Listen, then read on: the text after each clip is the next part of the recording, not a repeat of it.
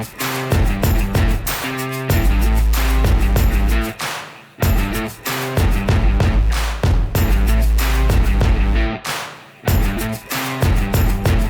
watching Tech Terrain, and we're excited about the lineup in this episode, where we look at the many pillars in a farming operation.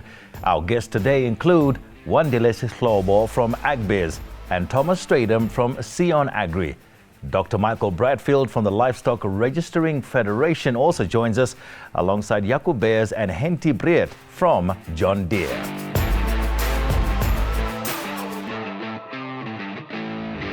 Hello and welcome to the brand new season of Tech Terrain. Good to have you with us. I'm Tony Ndoro. Now, during today's episode, we'll be discussing farming as an integrated operation and at the same time give you a glimpse of what you can expect in the rest of the season. Now, a farming operation goes through a number of seasons and phases in just 1 year. There's so many pillars that all have to be healthy for that operation to function successfully. Finance, plant health, animal health, soil health, mechanization, natural resources, and of course the list goes on and on. And there's a saying in the farming community, or I suppose in the business world, surround yourself with people that know more than you. Now the question beckons, must a farmer know every single thing, or is the best recipe to align yourself with the right partners and specialists to make sure you run a successful farming operation? So we kick off today's discussion with my first two guests in studio, Wandile Sihlobo, Chief Economist at Agbiz, and Thomas Strydom, an independent agronomist from Sion Agri. Gentlemen, thank you so much for joining us on Tech Terrain. Good to have you with us. Wandile, let me start with yourself. Of course, farming is a complex organism. If I want to become a farmer, if I'm starting off, whom should I surround myself with? Thanks for having me on Tech Terrain, Tony. I think the farmer doesn't really have to know everything in agriculture, but you just have to be linked with all of the suppliers that you need. Obviously, depending on what commodity you are focused on, technology suppliers gets to be one of the important stakeholders to have in the table. And obviously the financiers, as you mentioned in your opening remarks, are some of the important stakeholders that you sit with on the table. And then depending on what you are focusing on the next season, all of those key players that you'll be sitting with on the table will be able to give you the insights as well as working with you on the next step as you lay forward or the practicalities for the next season. Okay, Thomas, now you're an independent agronomist. You're on the ground a lot. What's going on the ground? Yeah, Tony, from our side, we look more at the information side of the soils and the agronomy side. So precision farming is a complex project, like we say, but it consists of a lot of factors. It can be technology, it can be information, it can be machinery, but on our side we look at the information side to try and get more information to the farmer, looking at the soil analysis, soil classification, trying to service them on the side of variability and to be more profitable on the farm side. Okay, so profitability is key. Wandile, what should a farmer be looking at to remain profitable? I think, Tony, it depends obviously on a commodity that you are focusing on. Commodity prices are going to be your starting point to see which one is doing well. You take, for example, if you are in grains, if your soil can do both soybeans and maize, I think you will look at those ratios. But also on the input side, which is where Thomas was talking about, to say what technologies are needed, what advices are needed. So working on your input costs as well as looking on the selling prices, that's where the farmer is going to be able then to decide. And obviously, it's not as easy to switch from one crop to another crop because you also have the machinery and all of the other implements that you have on your farm. So I think it's working around that and also hedging the timing of all of your selling products that will assist you on that.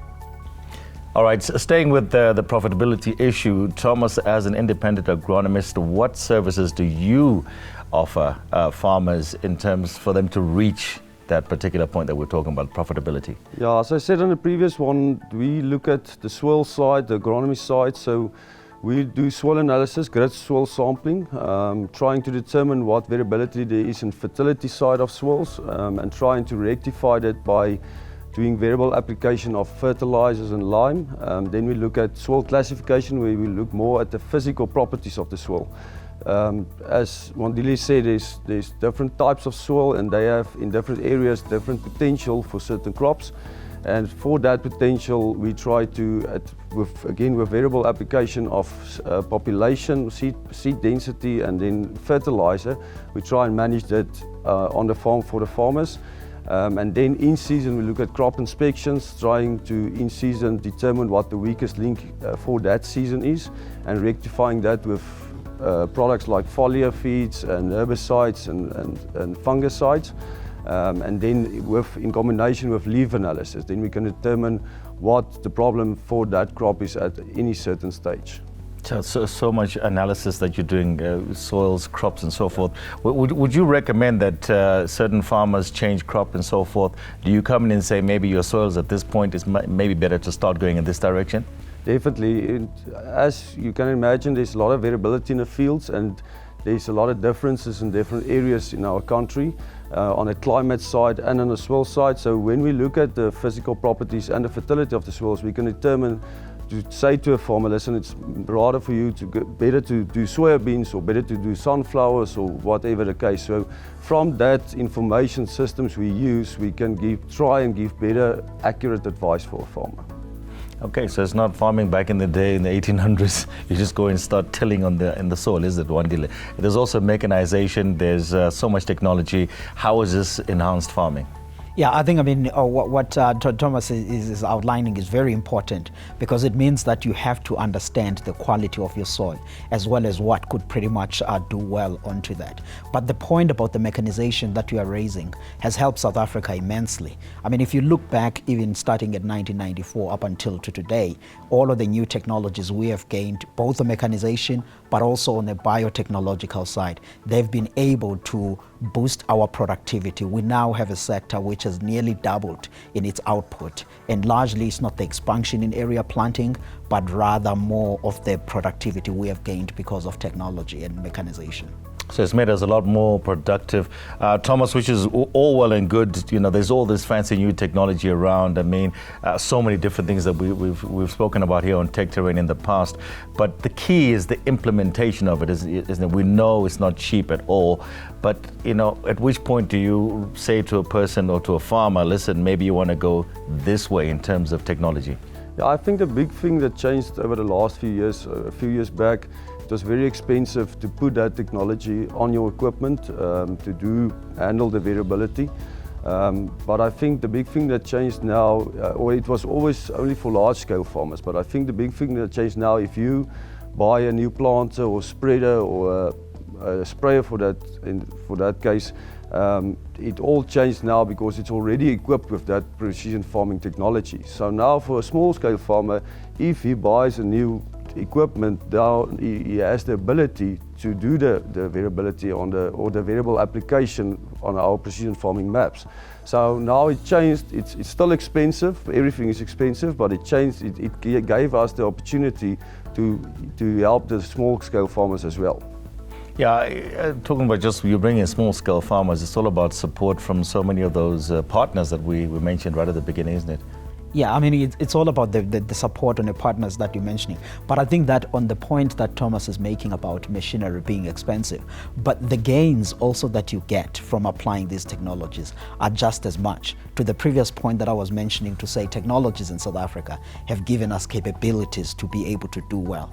You take simple commodities like maize, for example. We farm in 2.5 million hectares, but we produce nearly 20% of sub-Saharan Africa's output. And the key thing there is the productivity that you get from there, which on a net basis, I would say that it leaves the farmer on a positive end. But obviously the partnerships that we do get, either it's a partnership between commercial farmers and the new entrants into the sector, or the government, they assist on crowding in the resources that make it possible for farmers to be able to acquire some of these necessary technologies, as well as the skill set that comes with Thomas and the other colleagues that are in the industry. Fantastic. Thank you so much, guys. Lovely chatting with you. Once again, thank you to Wandile and Thomas for kicking this discussion off on a high note. We're talking about the farming operation, or farming as an integrated operation. We'll be focusing next on livestock, and joining me will be Dr. Michael Bradfield. He'll share his thoughts.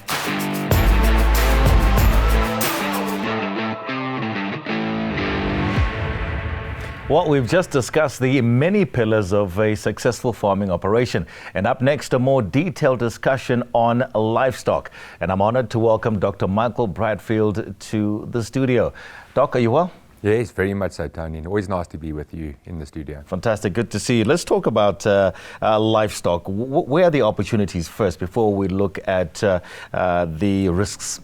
Yes. So, Tony, I think what many people don't and producers don't recognize is that 40% of livestock belong in smallholder and emerging hands in South Africa out of the total of 14 million livestock that we have.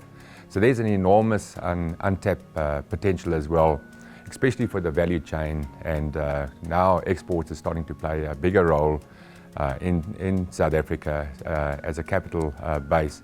So for grain producers, my wish would be that grain producers handle the livestock in exactly the way they handle their grain. You know, grain farmers are very good at what we call precision farming. Things must be exact. They use modern science, etc. And if only they would do that with their livestock and see it as a base where they can handle their livestock in exactly the same way that they handle their grain enterprise, I think there's a lot of potential there.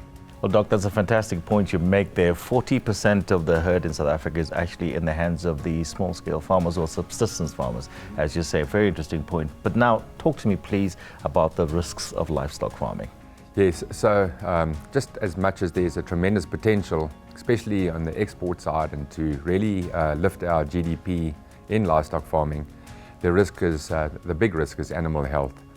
And as was demonstrated, a recent outbreak of foot and mouth, for example, cost the country, the livestock sector, an immediate 4 to 5 billion rand. And so that is something that we're going to have to work hard at mitigating together with government and the industry itself. We're now having good discussions with Department of Agriculture and Land Resources, etc., to see how we can mitigate those risks. But there are opportunities to be able to overcome those. Well, Doc, why does livestock farming fit in so well with crop farming? Yes, Tony, it's very much like a hand in glove. For example, the maize farmers, after they're reaping it now in the winter, and then they sit with maize stubble, for example, you know, what's left from the harvesters. And that forms an excellent basis of feed, for cattle feed. It'll take those cattle through the toughest part of the year, winter months, for at least 3-4 months. It'll take those animals through the winter, for example. So it's integral, and you can put a product through the cattle as feed, and of course that feeds the nation as well. So the two work hand in hand. They do work hand in hand, as you explained, but would you recommend that you know, a crop farmer start maybe looking at his livestock and actually operating that as a different profitable unit? Yes, very much so. See the livestock unit as an integral segment of the crop unit and manage it in the same financial discipline. You know exactly the kilograms produced per hectare out of your livestock, know exactly what your costs are per livestock unit. Everything you do in your crop unit, you should be doing in your livestock unit and managing it the same way. What are the trends internationally when it comes to livestock farming and looking at South Africa as well? Yes, so of course the trends are moving to high quality meat, for example. Traditionally, we used to see how much meat we can supply. I don't know if you remember going into a restaurant and used to see if you can eat a kilogram of steak, and if you could eat a kilogram of steak, you got your name on the wall, you know. Yeah. And we produced some big boys doing that, but those times have changed. Now we actually eat less meat, but more high quality meat, etc. So that's probably the biggest international change that's happened in the livestock sector, is more quality product than a quantity product. We spoke a little bit earlier on with my first two guests, Wandile and Thomas, about technology within the agricultural space. What sort of technology is there when we're focusing on livestock, Doc? Oh, there's some very exciting technology that is being applied now. We heard here of the world of genomics, for example, where we actually sequence the animals, and there's almost a change where we're not going to look at breeds, we're going to look at their DNA and select according to their DNA going into the future. We look at the tag technology, the identification of an animal, We can now monitor what they eat, how much food they eat, when they eat, for example. We also have good technology when we can see how much they eat. We want animals that eat a little bit of food but produce a lot of meat, for example. And when we go down that route, we can essentially almost halve the amount an animal eats and double the production in livestock. And those are the tremendous opportunities we now going into and using. Well, and I would, if you're looking at the environment right now, many of us are worried about the environment, the impact so many different industries have on the environment. Let's look at livestock. How does one manage one's livestock so that you have the least impact or adverse impact on the environment? Well, remember, livestock are used often where we can't grow the grain. So the hilly parts on the farm, for example, the mountains, etc. So that's why, again, they fit in so perfectly with the grain industry and the grain farmer. But at the same time, we can overgraze, for example. So there's got to be a very strong component of this natural resource that I've got. How do we manage it properly? And you've got to be very, very careful doing that. All right, Doc, finally, just from a layman's point of view and still on the environmental issue, there's so much spoken of about cattle and methane gas and, the adverse effect on the natural environment. Explain that to me a little bit. Yes, and sometimes I think it's overdone. Even humans expose methane gas at times. So of course, livestock at certain times.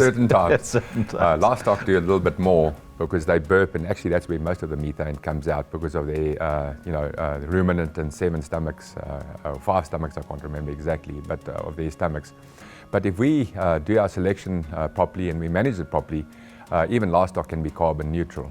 And that's where we are moving towards in livestock. So rather than seeing livestock as part of the problem, we can see livestock as part of the solution, really, in the whole greening the environment. Because in the end of the day, evolutionary, we've always lived with animals and seen them as a good source of protein.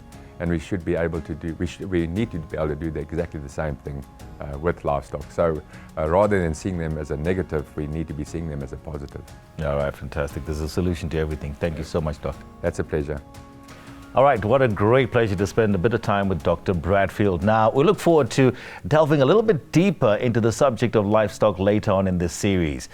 Now, we're moving on to the implementation of technology and more specifically, the role of mechanization. That's up next.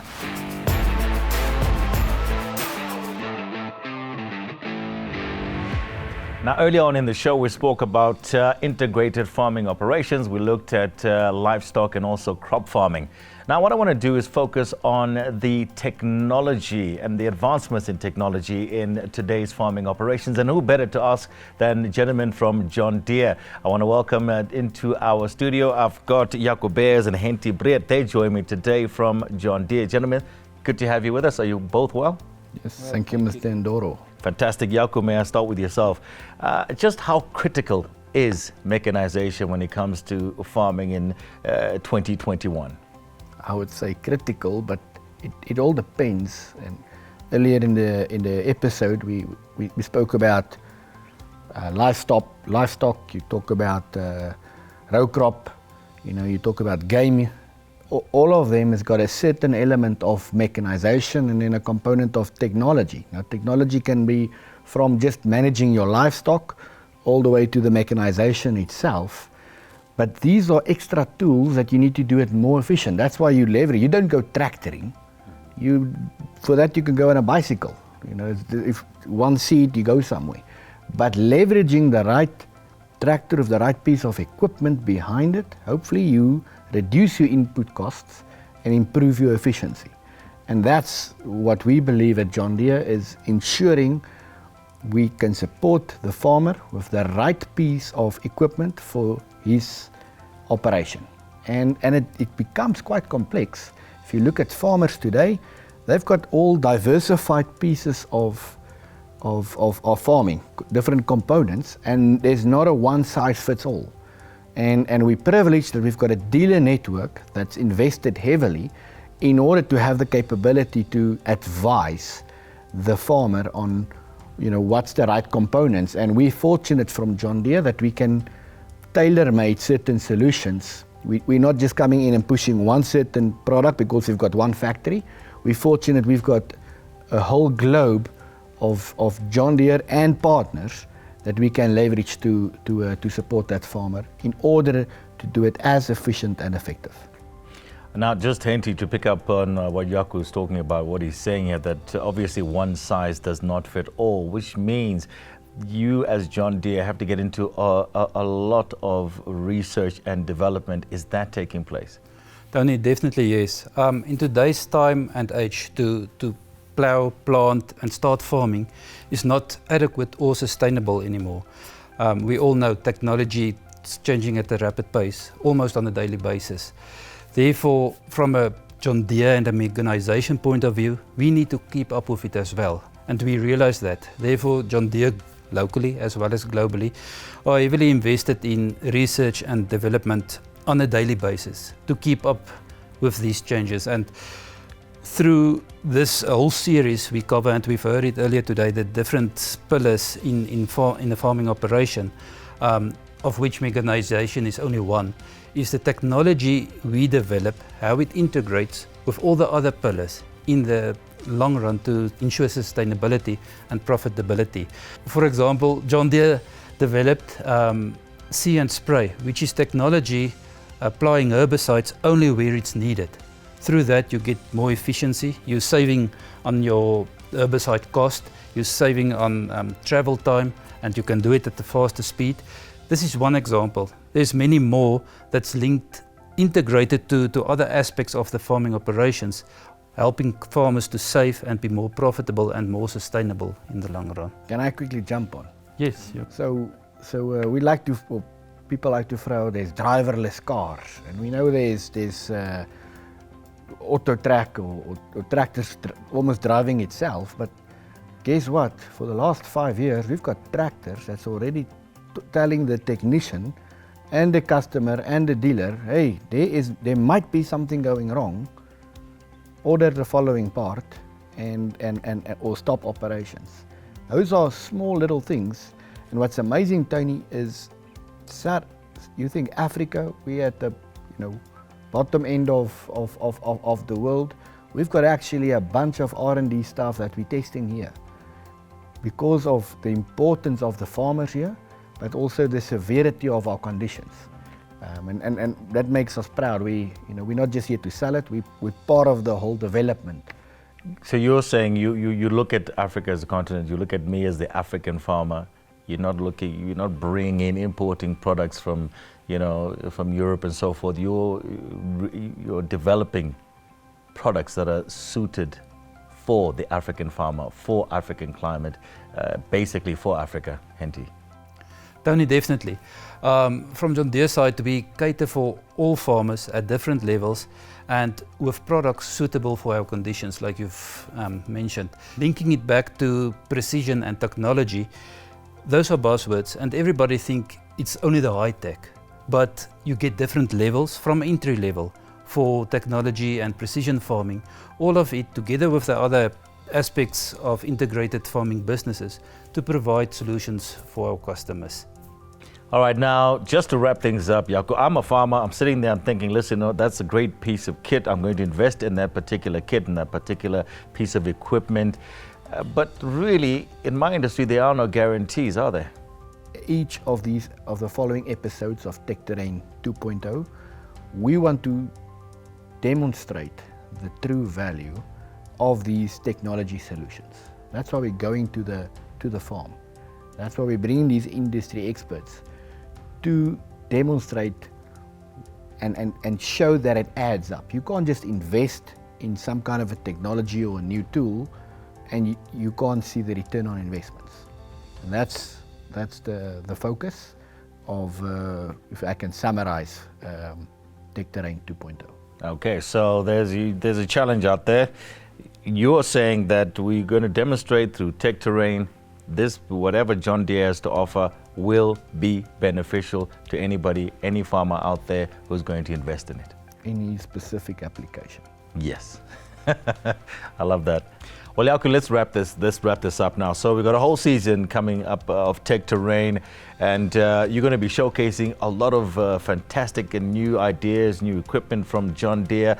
And I suppose the critical question and the challenge to you from a farmer would be, will this help my business grow? Will it help your business grow? We're going to share a lot of new technologies from the different industries within agriculture, of course, from John Deere itself. But the reason why we're going to the farm, the reason for Tech Terrain 2.0 is to demonstrate that value. Does it add up? If I make that investment, what's the return of that investment and over how long? And that's the focus of each of the following episodes of Tech Terrain. And would love to actually ask feedback from farmers on the different social media that's out there to let us know. That's how we want to engage and improve on Tech Terrain. Fantastic. Lovely chatting with you, gentlemen. And it's going to be a fantastic season. I look forward to chatting with you again. Thank you, sir. Well, there it is. Hentie and Jaco talking to us about what we can expect from John Deere. Of course, Tech Terrain is powered by John Deere. So this was a jam-packed episode and certainly an appetizer on what to expect in the rest of the season. Join me again next time on Tech Terrain. I'm Tony Ndoro. Bye for now.